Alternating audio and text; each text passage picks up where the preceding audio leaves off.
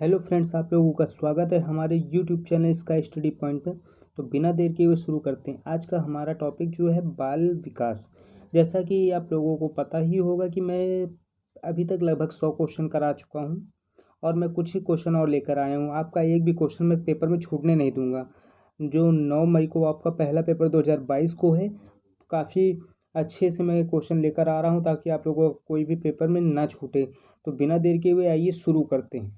अगर आप जो है पिछले 100 क्वेश्चन देखना चाहते हैं तो मैंने उन क्वेश्चनों के वीडियो का लिंक जो है इसके डिस्क्रिप्शन में दे दिया है, तो वहाँ से आप जाकर देख सकते हैं। तो आइए शुरू करते हैं। नंबर 101 क्या है? पियाजे के अनुसार बालक के संज्ञानात्मक विकास की स्थितियाँ हैं। तो देखिए, इसके अनुसार जो है 4 स्थितियाँ होती हैं, यानी ऑप्शन नंबर बी सही हो जाएगा। कौन कौन सी स्थितियाँ? जैसे इंद्रियगामक अवस्था, दूसरी स्थिति हो जाएगी पूर्व संक्रियात्मक अवस्था, फिर मूर्त संक्रियात्मक अवस्था और फिर औपचारिक संक्रियात्मक अवस्था। प्रश्न नंबर 103 क्या है?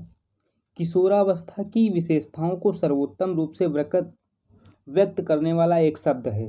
तो देखिए, किशोरावस्था की विशेषताओं को व्यक्त करने वाला, तो किशोरावस्था में सबसे ज़्यादा जो होता है तनाव होता है। बालक जो है माता पिता से अपने प्रश्न ज़्यादा करता है, उनकी बातें उनको कड़वी लगती हैं। बस इसी कारण इसे जो है तनाव की अवस्था, स्टैनले हॉल ने इसीलिए इसे कहा है तीव्र तनाव और बड़े बल की अवस्था कहा है। प्रश्न नंबर 104, बाल विकास को प्रभावित करने वाला कारक नहीं है। तो देखिए, पोषण है, लिंग भेद, संस्कृति और तनाव। अगर देखा जाए तो बाल विकास को तनाव प्रभावित नहीं करता है। प्रश्न नंबर 105, बालकों में स्वतंत्रता की आकांक्षा किस अवस्था में प्रबल हो जाती है? देखिए, अभी मैंने थोड़ी देर पहले बताया कि यदि किशोरावस्था है तो बालक स्वतंत्र रहना चाहता है और उसका माता पिता से मतभेद ज़्यादा होता है। प्रश्न नंबर 106, जिन तथ्यों को भूतकाल में सीखा जा चुका है उन्हें स्मरण करना ही स्मृति है, यह कथन किसका है? तो ये कथन वुडवर्थ का एक बहुत इंपॉर्टेंट परिभाषा कई बार परीक्षा में पूछी गई है, तो इस बार भी शायद आ सकती है। प्रश्न नंबर 107 क्या है? परोक्ष वस्तुओं के संबंध में चिंतन कहलाता है। देखिए, परोक्ष वस्तुओं के संबंध में चिंतन जो होता है उसे कल्पना कहते हैं।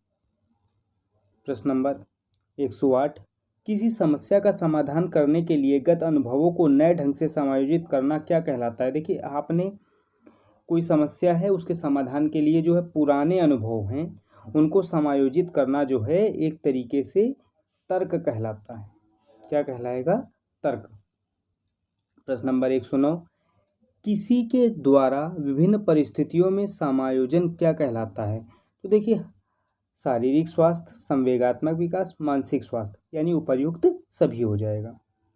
प्रश्न नंबर 110, सीखने की मात्रा तथा समय के संबंध को चित्र पर अंकित करने वाली वक्र रेखा क्या कहलाती है? तो देखिए, इसे कहते हैं संप्राप्ति वक्र। इसको कहते हैं पठार वक्र।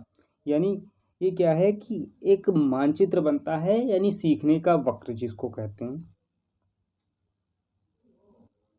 प्रश्न नंबर 111, जब कोई बालक सीखने को तत्पर होता है तो वह जल्दी सीख लेता है। थॉर्नडाइक के सीखने के किस नियम के अंतर्गत आता है?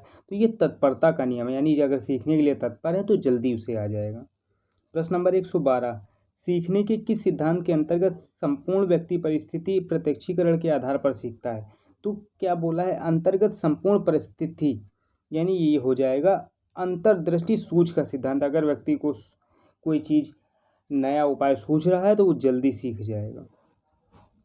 प्रश्न नंबर 13, वे प्रेरक जिन्हें व्यक्ति अपने प्रयासों से प्राप्त करता है अर्जित प्रेरक कहलाते हैं। क्या कहलाते हैं? अर्जित प्रेरक। प्रश्न नंबर 114 क्या है? अधिगम, धारण, पुनः पहचान। देखिए, अधिगम, धारण, पुनः स्मरण तथा पहचान आदि प्रक्रियाएं किस में आती हैं? तो ये जो आती हैं स्मृति के अंतर्गत आती है। रिटेंशन, रिकॉल एंड रिकॉग्नाइजेशन, यानी धारण, पुनः स्मरण और पहचान। प्रश्न नंबर 115, मानसिक आयु बटे वास्तविक आयु गुणे 100 सूत्र से मापन किया जाता है। तो इस सूत्र से जो है बुद्धि लब्धि का मापन किया जाता है, तो यानी इसका बी नंबर सही हो जाएगा। प्रश्न नंबर 116, संज्ञानात्मक क्षमता की कमी से व्यक्ति को कठिनाई होती है। तो देखिए, इसमें बौद्धिक विकास में अगर व्यक्ति संज्ञान नहीं लेगा तो उसका बौद्धिक विकास बिल्कुल नहीं होगा।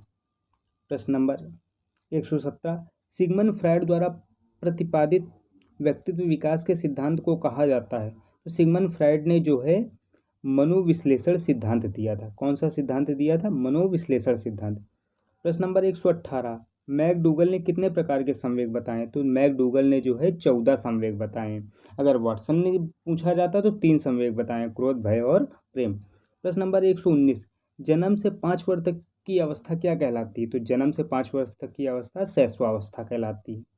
प्रश्न नंबर 120, जिस प्रकार शरीर विकास के लिए भोजन का महत्व है उसी प्रकार सामाजिक विकास के लिए शिक्षा का, यह कथन किसका है? तो यह कथन जो है वुडवर्थ का है। बहुत इंपॉर्टेंट है। प्रश्न नंबर 121, विकास को प्रभावित करने वाला कारक है? तो देखिए, बुद्धि, यौन, अंतःस्रावी ग्रंथियां, उपर्युक्त सभी, यानी अगर इसमें से कोई भी चीज़ प्रभावित हो रही है तो विकास प्रभावित हो सकता है, यानी इसका ऑप्शन नंबर डी सही हो जाएगा। प्रश्न नंबर 22, टोली की आयु कहते हैं? तो ये बाल्यावस्था को, बाल्यावस्था में बच्चे टोली के रूप में ज़्यादा खेलते हैं। प्रश्न नंबर 123, मनुष्य जो कुछ बनना होता है प्रारंभिक शुरुआत के 4-5 वर्षों में बन जाता है, यह कथन किसका है? तो यह कथन हार्लॉक का है।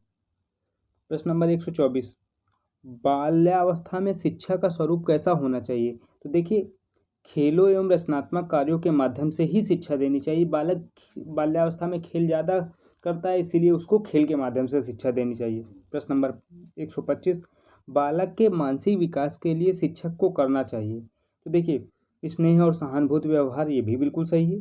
सदाचरण प्रस्तुत करना चाहिए, ये भी सही है। उपर्युक्त शिक्षण विधि का प्रयोग करना चाहिए, ये भी सही, यानी उपर्युक्त तीनों विकल्प सही हो जाएंगे। तो ऑप्शन नंबर डी सही हो जाएगा।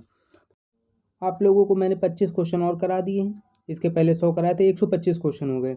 मैं लगभग 200 क्वेश्चन कराऊंगा और आपके पूरे पूरे बहुविकल्पी उसी में से फंसेंगे, मैं इसकी गारंटी देता हूँ। तो आप हमारे जितने भी वीडियोस पड़े हुए उनको पूरा पूरा वॉच कीजिए ताकि आपका एक भी क्वेश्चन पेपर में ना छूटे। और हमारे चैनल पर बने रहिए। हमारे चैनल को लाइक शेयर सब्सक्राइब करना ना भूलें। तब तक के लिए धन्यवाद।